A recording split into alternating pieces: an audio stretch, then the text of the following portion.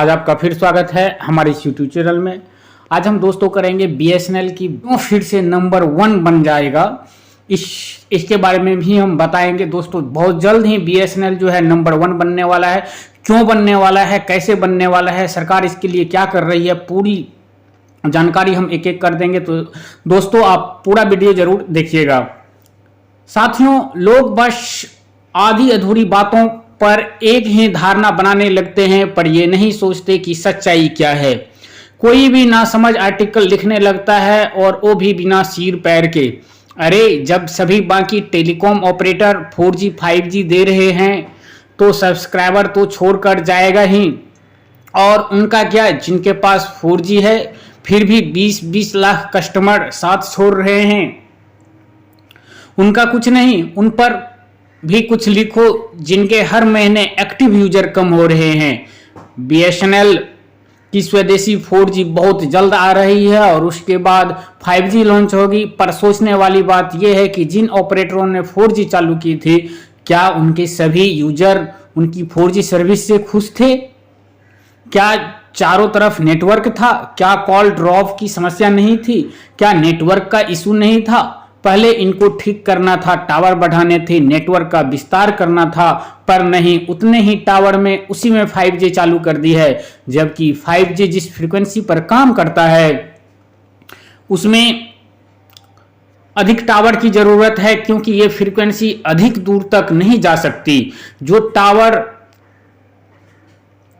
Tower तो इतने लगे नहीं हैं, इसीलिए नेटवर्क का इशू आएगा ही और 5G प्रॉफिटेबल नहीं है।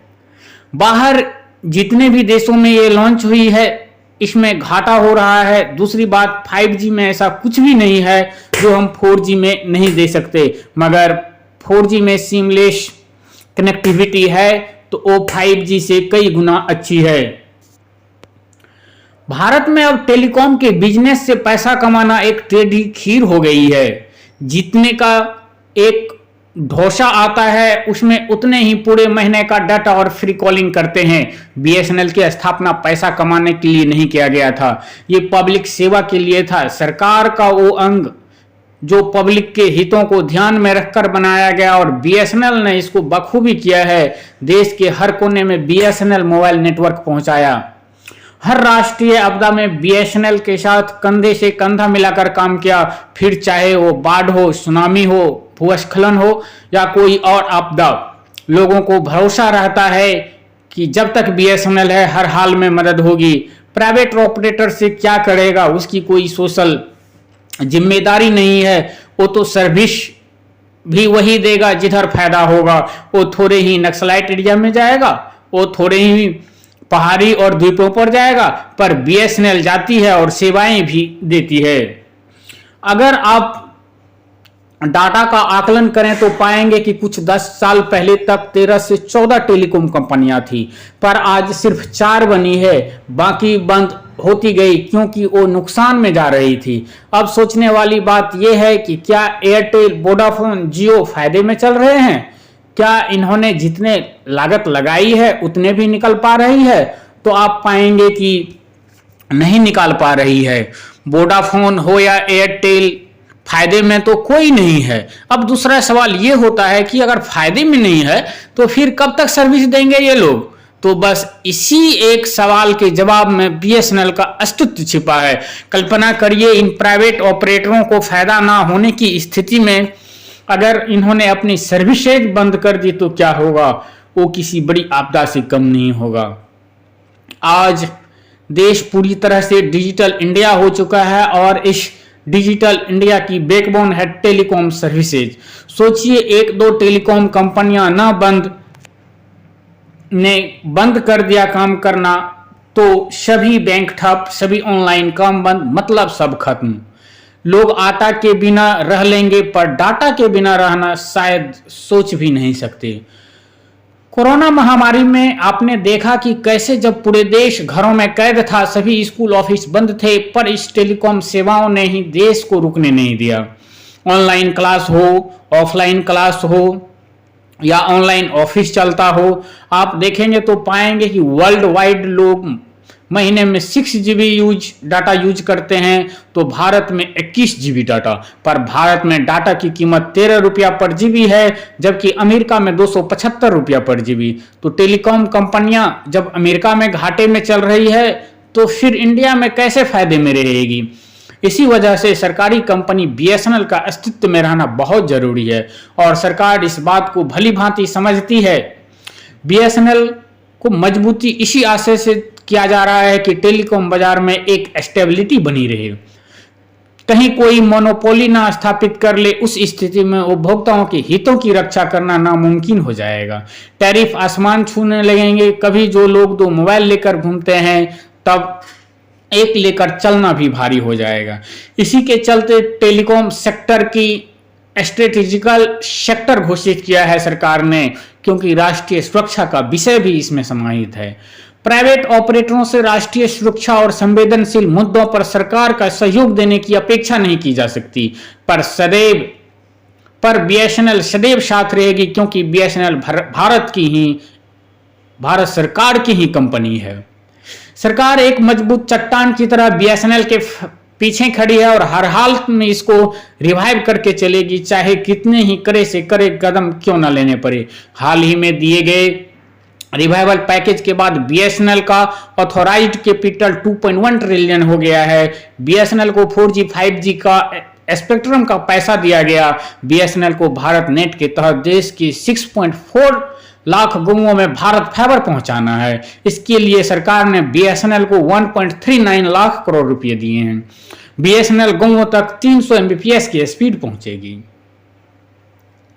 कुछ साल पहले BSNL ने चेन्नई से पोर्ट ब्लेयर तक सबमरीन केबल डाली थी और अभी हाल फिलहाल में कोचीन से लक्षद्वीप तक सबमरीन केबल डालकर लक्षद्वीप में हाई स्पीड इंटरनेट और मोबाइल नेटवर्क सुधारने का प्रयास किया है।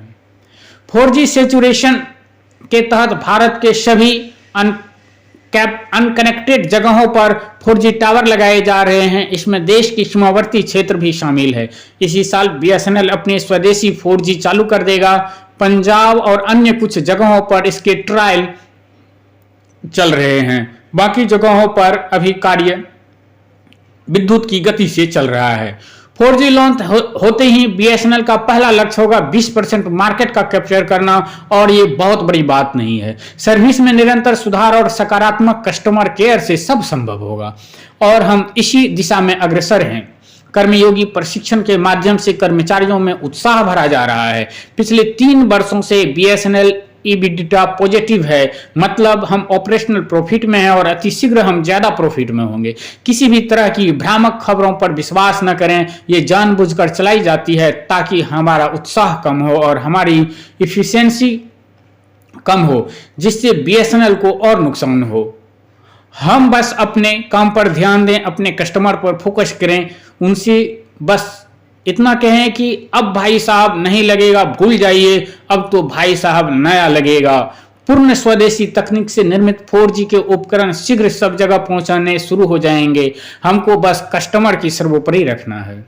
अगर वो खुश है तो सब सही है। अभी BSNL के 1 रुपये के इन्वेस्ट पर उसका 0.21 रुपया मिल रहा है। हमें इसको ही बढ़ाना है और ये बढ़ेगा रेवेन्यू के बढ़ाने से, और रेवेन्यू बढ़ेगा वॉल्यूम के बढ़ाने से।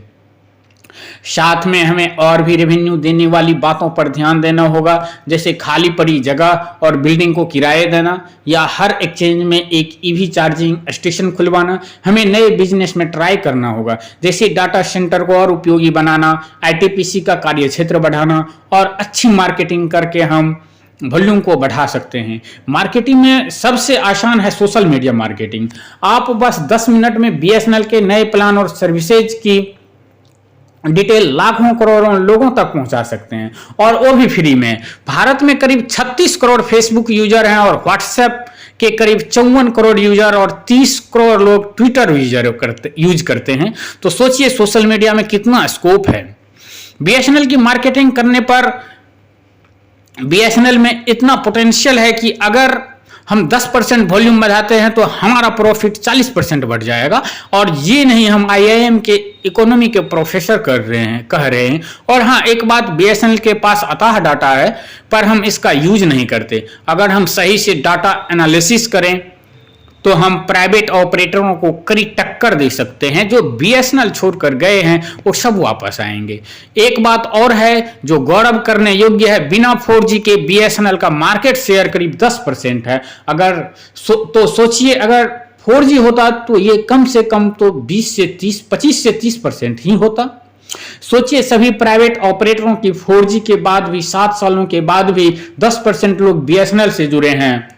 मतलब कहीं ना कहीं बीएसएनएल 3G प्राइवेट की 4G को कड़ी टक्कर दे रही है। तो साथियों, इतना सब पढ़कर आप पक्का ऊर्जान्वित हुए होंगे।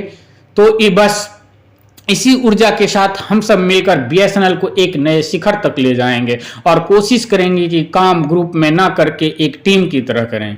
टीम का मतलब एक दूसरे को मोटिवेट करते हुए एक दूसरे के साथ लेकर अपने काम को अंजाम तक पहुंचाएं, और हम सब ये कर सकते हैं। मुझे यकीन है बीएसएनएल फिर वही बुलंदियों को छुएगा जिसका वो हकदार है। बीएसएनएल